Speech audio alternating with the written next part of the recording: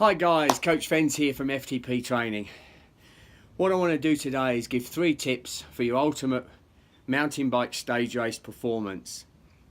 Okay, I get asked lots of times by lots of people who are attempting, for instance, their very first cape to cape, port to port, reef to reef, or really pushing out because they've done that and they're pushing out to do something like the Pioneer, you know, a really big 7-day stage race. Okay, so we're going to hit the first hot tip. The first tip is to be prepared for any eventuality.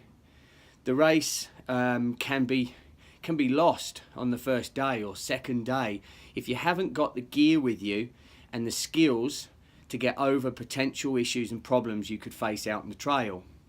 Remember, you want to be able to back up day to day, and you need to finish each stage to do so.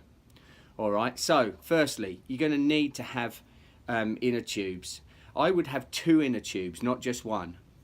Don't just go with CO2 gas. It's very quick, but if you've run out, you then haven't got anything to pump up your tyre. So CO2 gas, fantastic, but also take a pump.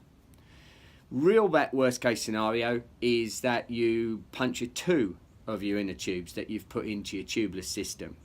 Okay, if that's the case, take a puncture repair kit. You might just get some quick patches that go straight on. A chain brake and a link for your chain.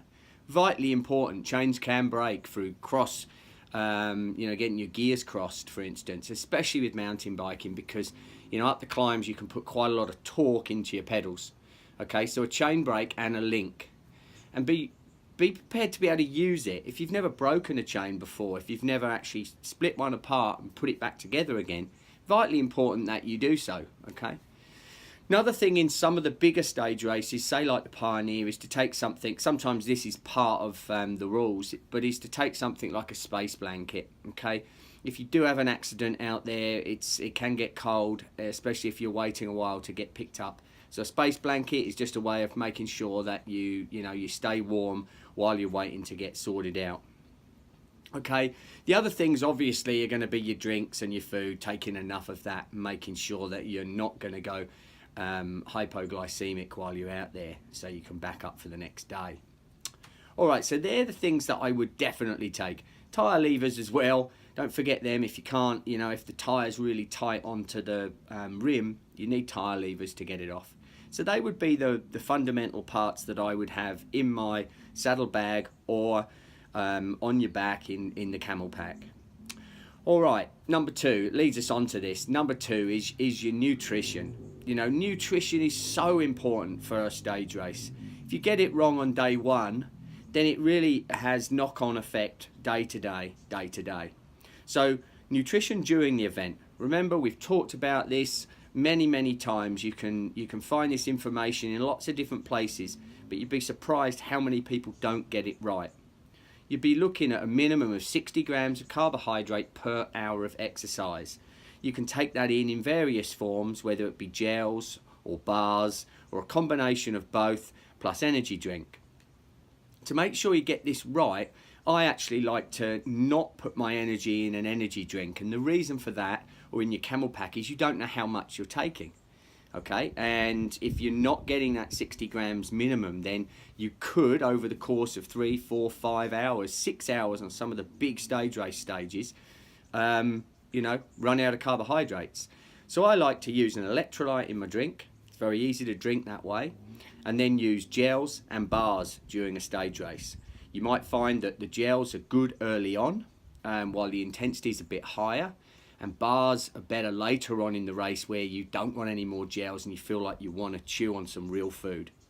Okay, something like Torque is a fantastic product. They're made into 30 gram components, so by taking 2 gels an hour or a gel and a bar an hour, you're getting sufficient amount of carbohydrates in. Alright, that brings us on to the final part. Oh, sorry, I should also mention that you really need to make sure your post-race recovery is optimized, and that takes planning and organization as well. So don't rely on there being the right amount of food at the end of a race. Sometimes there's food there, sometimes there isn't. Make sure you got that sorted. You want to have an energy drink, recovery drink, as soon as you've finished. The window of opportunity to absorb carbohydrates is far greater in the first 15 to 20 minutes that you finished exercise. So again, something like a torque recovery product is fantastic. Otherwise, you can go on to using something like a chocolate milkshake. You know, again, a really good product and a really good thing to help your recovery. Once you've had that, then I would start grazing on simple carbohydrates that come into your system really, really quickly. And, you know, you're ready to go. The last thing that I should make, which I think is super important, is your pacing. I just said right then that when we were looking at nutrition that the first part of a race is always race that slightly bit harder, and that's why you'd normally take gels. But pacing is so important. Again, going too hard at the beginning of a stage can leave you in major issues later on in the stage. Get that pacing right. My old analogy for this is if you think you're starting too hard, you're definitely starting too hard. If you think you're starting just right, you're probably still starting too hard.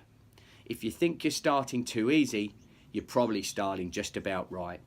If you've been training with heart rate and power, you know full well that going into the VO2 energy system and anaerobic energy system, you have a smaller amount of time that you can exercise at that intensity. In the longer events, I would bring and throttle that intensity back to tempo, big long climbs at high tempo, low threshold, and just keep around the heart rates and powers that you've been doing in training. You're not all of a sudden going to be able to hold and maintain higher heart rates or higher power output than you have in training, so don't start trying it during a race. Okay, my 3 tips, hot tips for success for stage racing a mountain bike. All right, guys, I hope they help, and I'll catch you out on the road or trail. Bye-bye.